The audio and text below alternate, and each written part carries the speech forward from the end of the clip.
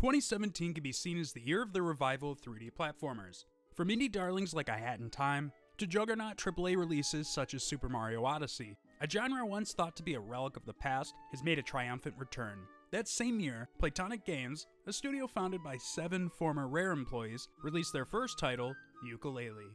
Branded as a spiritual successor to Banjo-Kazooie, and considering the talent at Playtonic, Yooka-Laylee had all the makings for a solid 3D platforming nostalgia trip.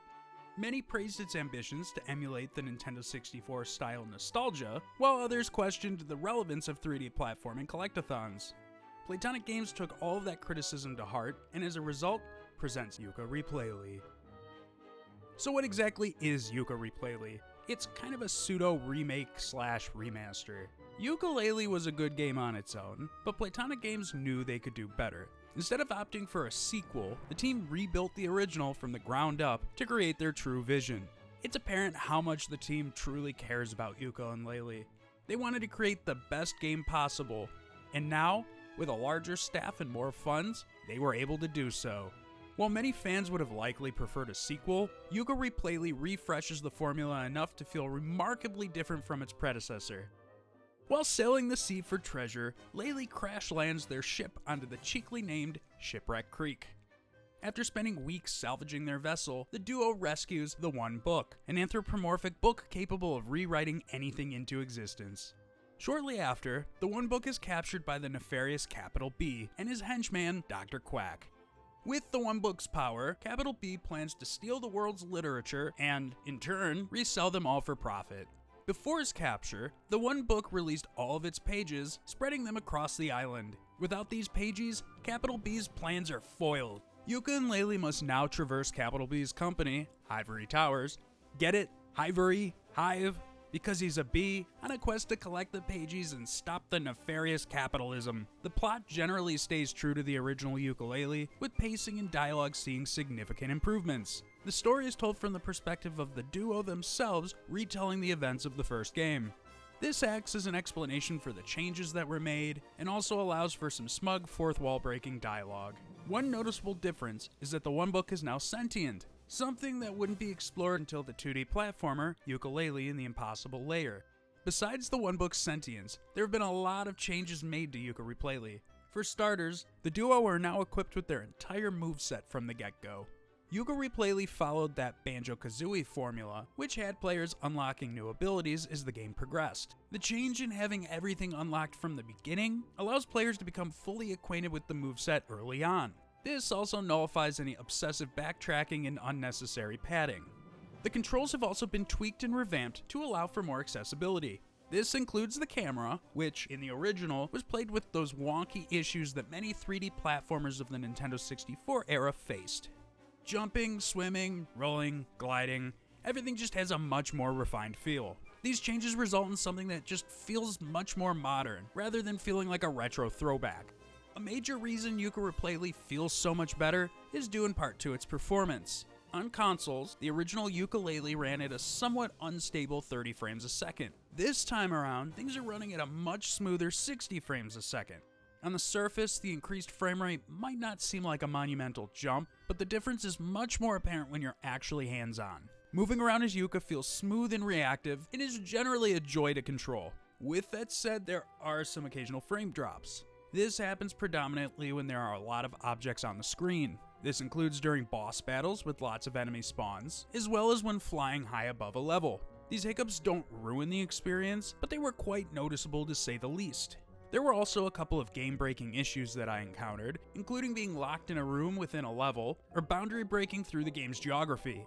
Both situations required pausing the game and exiting the level entirely. These are issues that will hopefully be patched out by the time this video releases. Hopefully. One of Yooka-Laylee's downfalls was its open environment. There was a lot of empty space with nothing to do. Perhaps Yooka-Replaylee's biggest changes come in the form of the actual levels. While the level themes themselves remain unchanged, each world has been completely reinvented.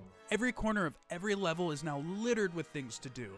This includes new NPCs, enemies, and some additional secrets and Easter eggs to uncover.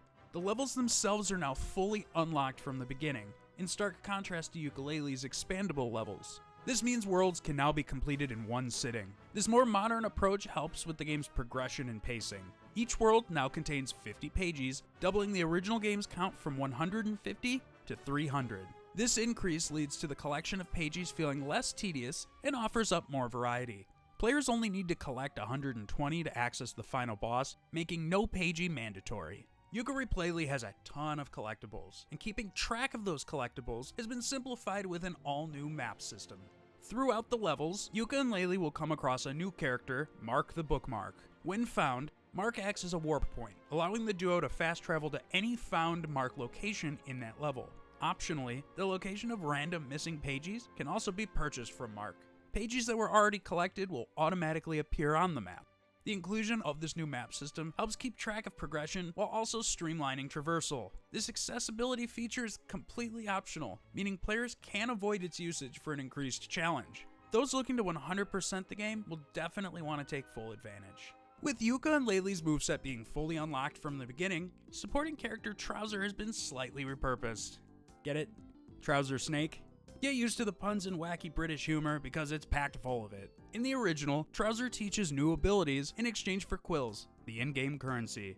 Now he offers multiple modifiers, including permanent upgrades, costumes, and tonics. Vendy the vending machine also makes a return, this time selling tonics and cosmetics in exchange for quids. Tonics act as equipable gameplay enhancers or dehancers. These can include the ability to automatically suck up nearby quills, extend Yooka's heart count, or even completely changing the game's graphical style. Those looking for an additional challenge can unlock difficulty modifiers, such as taking fall damage from heights, only having one heart piece, or enemies taking more hits to defeat. The tonics are completely optional, but allow players to modify the game into the experience that they're most looking for. One critically panned aspect of Yooka-Laylee was the inclusion of Rextro, a low polygonal blocky dinosaur resembling the N64 era and his arcade games. In the original, an arcade machine could be found on each level containing a different minigame. Each minigame varied and had different gameplay, very similar to how they were handled in Banjo-Kazooie and Donkey Kong 64. For Yooka-Replaylee, the original minigames are completely gone. In their place stands an all-new minigame, Rextro Bites Back. While collecting a play coin to unlock each world's arcade machine remains intact, the actual gameplay of those minigames has changed. Rextro Bites Back is an isometric puzzle platformer, similar in vein to Captain Toad Treasure Tracker. Rextro himself must work his way through a small platforming challenge, using his chomp to not only defeat enemies, but to climb higher terrain and move or break geography to progress through the level. Each level contains 3 medals, which, when collected, will each grant Yooka and Laylee a pagey. These levels are stylized with blocky graphics, and look very different from the rest of Yooka-Replaylee. They're honestly just oozing with charm.